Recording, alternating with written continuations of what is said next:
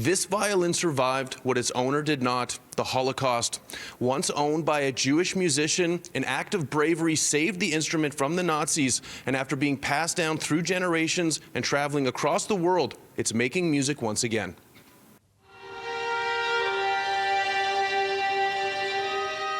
Fanny Hecht was a Jewish violinist who was killed by the Nazis at Auschwitz in 1943.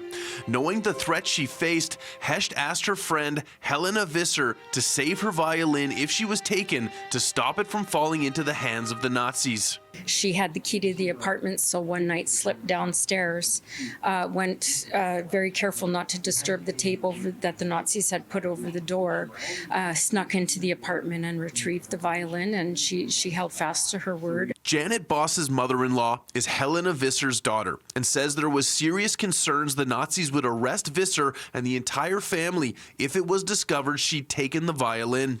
Years later, Boss says the family worked to return the instrument and looked for any living descendants of Hecht they could give it to. Sadly, none of them survived the concentration camps. We eventually, through a lot of research and emails, found Amnon and Avshi Weinstein, contacted them. We traveled to Israel with the violin and delivered it to them, and here it sits in the museum. Amnon Weinstein is an Israeli master violin maker that restores violins of the Holocaust as a tribute to those who died. He calls them violins of hope.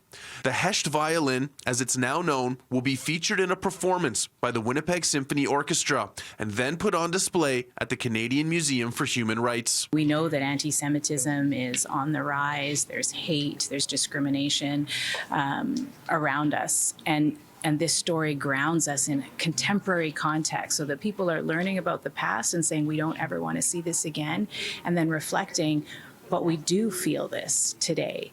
And so we're hoping it'll spark that kind of reflection and truly inspire people to actually take some action. The violin is central to Jewish culture. James Manishin is thrilled folks will get a chance to hear the Hecht violin on December 3rd in what's being called the most powerful and moving concert of the WSO's 75th anniversary series. These instruments were meant to be played, but more importantly, they ask to be played. In Winnipeg, Mark Neufeld, City News.